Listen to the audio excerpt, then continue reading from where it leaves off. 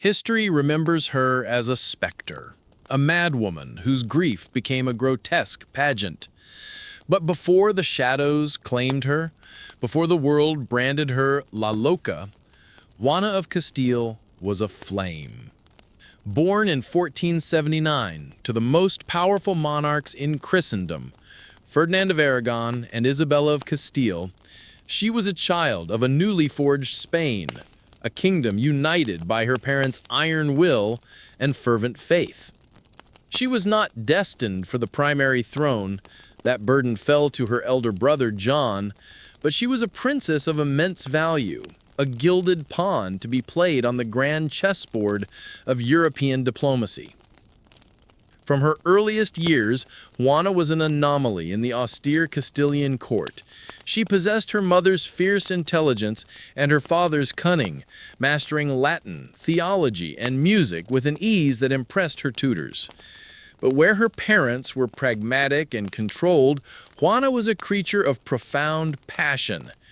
She had the pale skin and ethereal blonde hair of her Visigothic ancestors, a stark contrast to the darker hues of Iberia, and eyes the color of a stormy sea, capable of flashing with devotional fire or melancholic languor.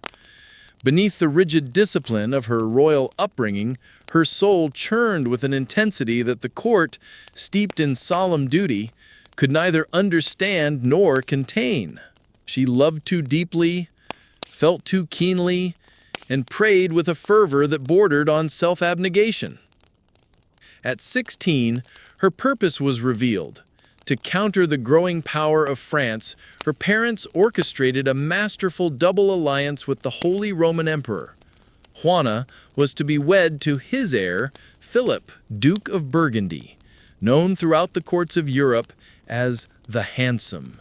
He was the Golden Prince of the opulent North, ruler of the wealthy Low Countries. Their union would forge an iron ring around their rivals. For Juana, it was destiny, calling her away from the sun-scorched plains of Castile to the misty, green lands of Flanders.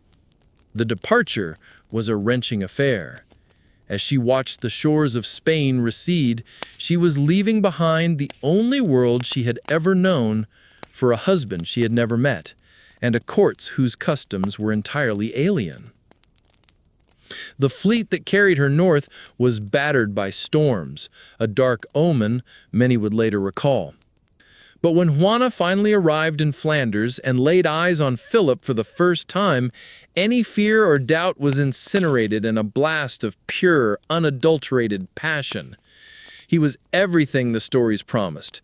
Tall, athletic, with a charming smile and an easy confidence that captivated all who met him. He saw in her not just a political prize, but a stunningly beautiful woman with an electrifying intensity. The attraction was so immediate, so overwhelming, that they defied all royal protocol. They cast aside the planned ceremonies and elaborate greetings.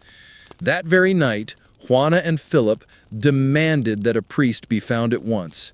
They were married in a hasty, impromptu ceremony, driven by a desperate need to be one another's. Their love affair was legendary, a fire that burned so brightly it threatened to consume everything around it.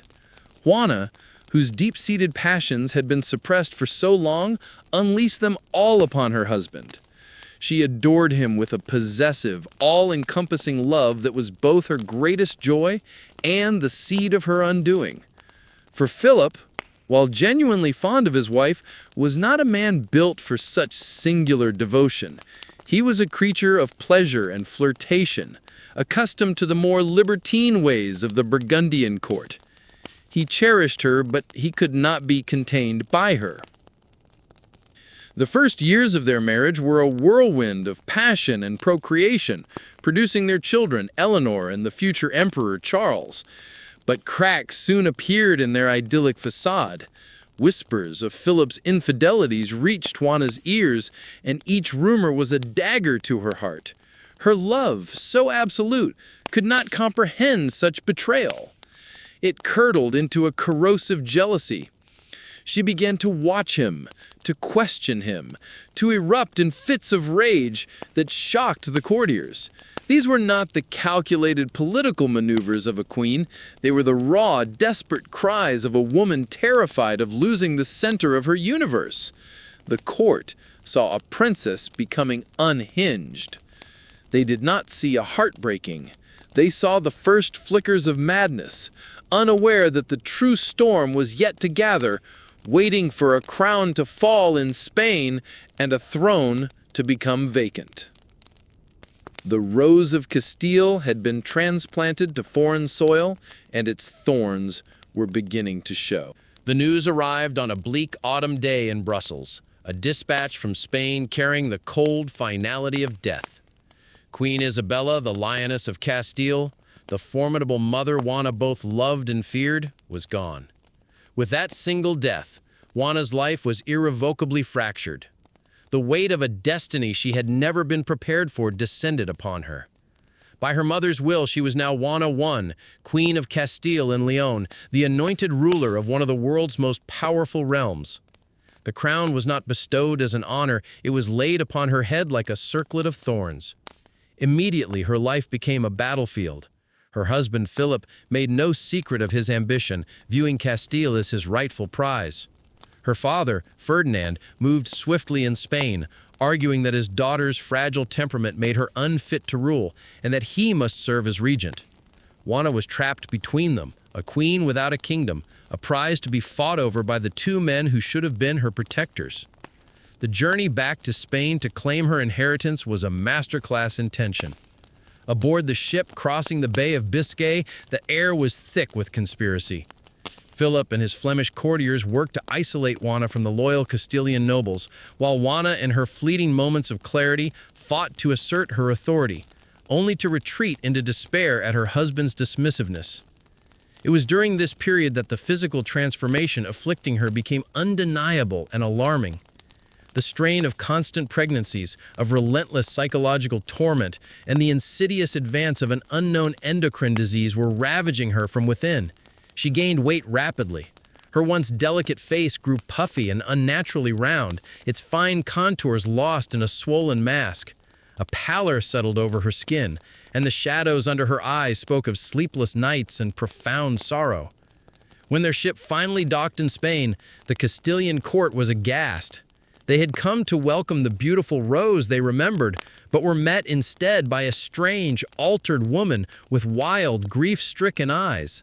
The whispers of witchcraft and curses which had been mere court gossip in Flanders now solidified into accepted truth in Spain. In a nation obsessed with religious purity, Juana's distorted features were seen as the mark of the devil, a divine punishment for some unnamed sin. The condition we now know as Cushing syndrome became the visible proof of her madness, the perfect weapon for her enemies to wield. Philip exploited it openly, parading his wife before councils of nobles as a living testament to her incapacity. He recounted her jealous rages, her orders to lock up ladies-in-waiting at whom he glanced, the days she spent cloistered in her chambers, refusing to see anyone. All were presented as acts of insanity, not the desperate reactions of a breaking heart in a body racked with illness. Stripped of her power and dignity, Juana spiraled further into darkness. Her obsession with Philip's infidelity consumed her. Her love, once a source of light, had become a prison, and she was both its inmate and its jailer. But even in this state, she was still the queen. The blood of monarchs and a sense of her own authority still flowed in her veins. On some days, she would rise to the occasion, debating ministers with a sharp logic that stunned them, reminding them of her legal rights, and revealing a mind that was far from broken. But these moments were brief flashes of lightning in a gathering storm, quickly swallowed by waves of depression, paranoia, and physical pain. And then, in September 1506, fate delivered its final, devastating blow. In the city of Burgos, after a strenuous game of pelota, Philip, the handsome, vibrant prince, drank a glass of cold water, fell violently ill, and died within a week. His death was sudden and brutal. For Spain, it was a political crisis. For Juana, it was the apocalypse. The sun of her life, Her very reason for being was extinguished. As she stood before the cold, still body of the man she loved more than life itself, Juana's mind finally shattered. Grief was no longer an emotion. It was an abyss, and she plunged headfirst into it, beginning the most tragic and infamous chapter of her life. Juana's world did not just collapse, it dissolved into a waking nightmare. As Philip the Handsome's body lay in state in Burgos, something within the queen froze, suspended in a state of shock so profound it bordered on catatonia. She did not weep. She did not speak. She simply watched over him, a silent, unblinking sentinel. Her court pleaded with her to allow for his burial, but she refused. He was not dead, she insisted to the few she would address. He was only sleeping and would soon awaken. Her love, obsessive in life, now defied the finality of death itself. To preserve him until his promised return, she commanded that his body be perfectly embalmed, his heart placed in a golden casket, and his form sealed within a lead-lined coffin. He would not be interred in the cold earth. He would remain with her. And so began one of the most macabre and haunting episodes in royal history. Juana, the rightful Queen of Castile, embarked on a grim pilgrimage, carrying the corpse of her husband across the windswept plains of her kingdom. Her stated destination was Granada, the city where her parents were buried, but the journey had no true endpoint. It was an aimless wandering, fueled by grief. The procession became a spectacle of sorrow. It moved only at night, for Juana declared that a widow who has lost the son of her own soul should not be exposed to the light of day. Under the flickering, smoky light of torches, a parade of courtiers, guards, and priests followed the lumbering coffin, a dark caravan inching through the Spanish winter. At its head was the queen herself, her face now profoundly swollen by her illness, a pale, moon-like mask of agony. The sight of her, a ghostly figure leading a funeral that never ended, terrified the peasants who watched from their villages, cementing the legend of Juana la Loca in the public imagination. Her jealousy, a torment in life, became a paranoia in death. She forbade any woman from approaching the coffin. When the procession sought shelter one night in the courtyard of a convent, Juana, upon realizing it was a house of women, flew into a rage. She ordered the coffin taken back out into the freezing cold, fearing that the beauty of the nuns might somehow disturb her husband's rest. Her possessiveness knew no bounds. Every few nights, she would command that the coffin be opened.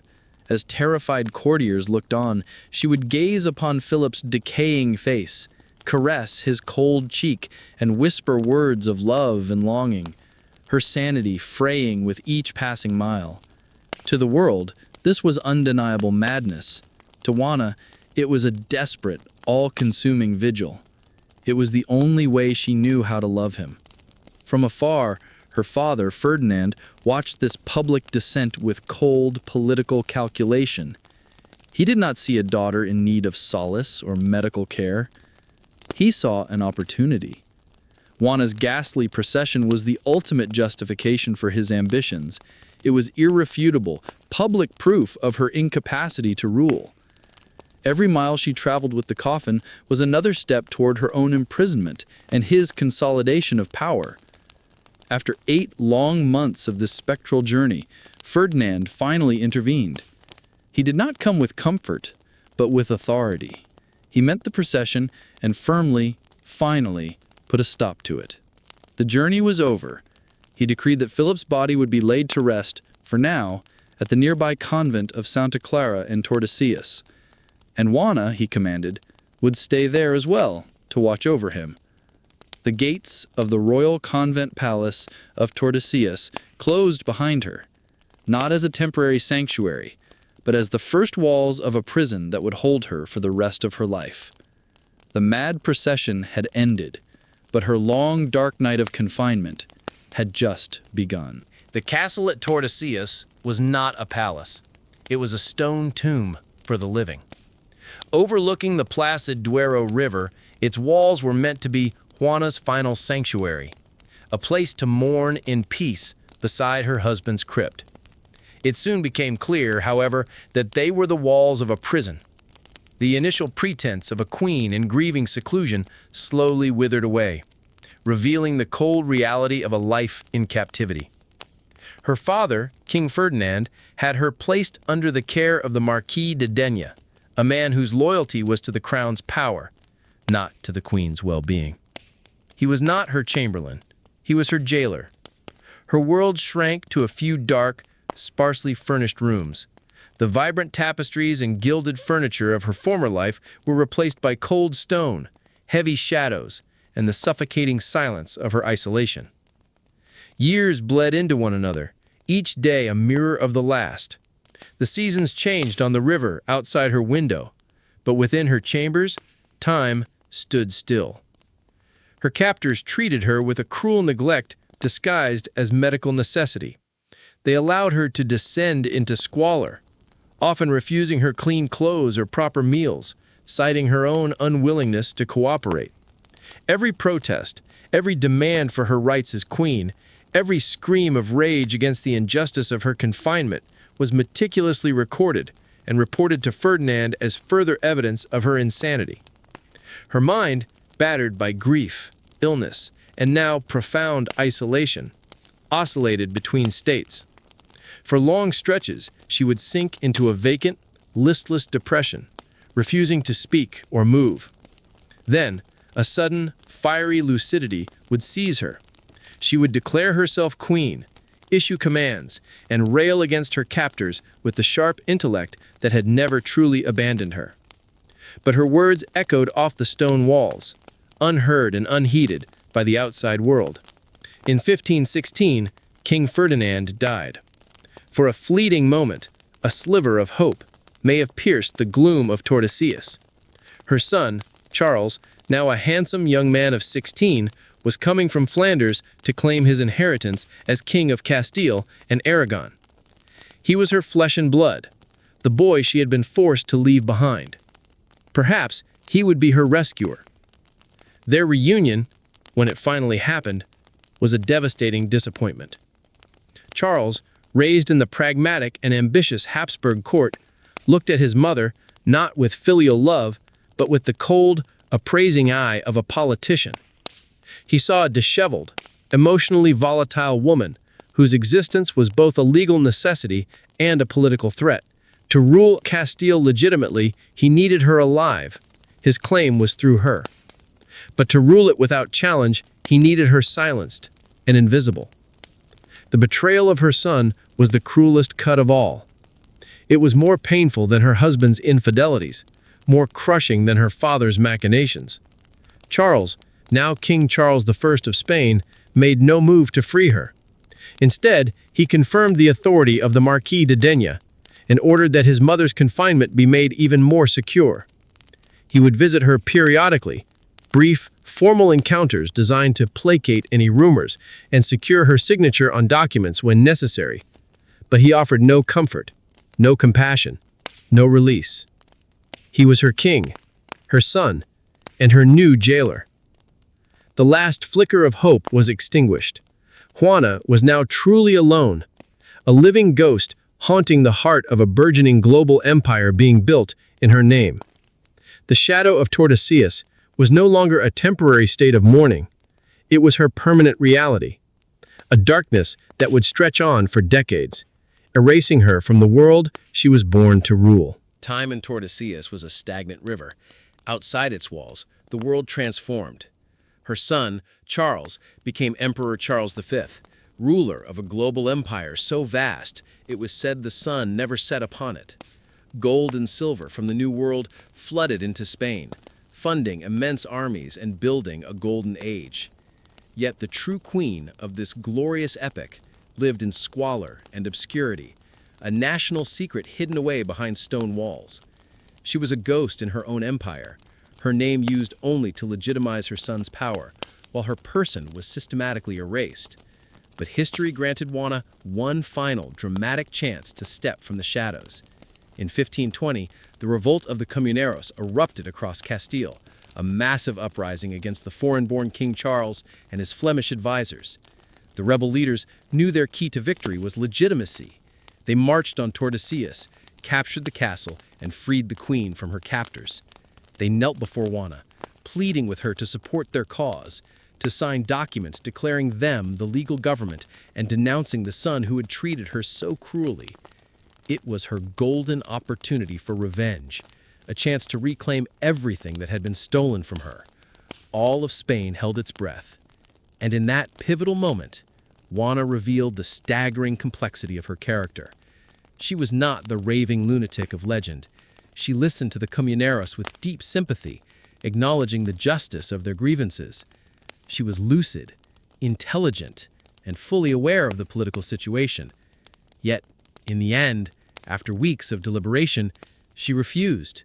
She would not sign any document against her son. She would not plunge her kingdom into a bloody civil war. A mother's loyalty and a queen's duty, however spectral, won out over personal vengeance. Juana's decision sealed the revolt's fate. Lacking her legal endorsement, the movement faltered and was eventually crushed by Charles's armies.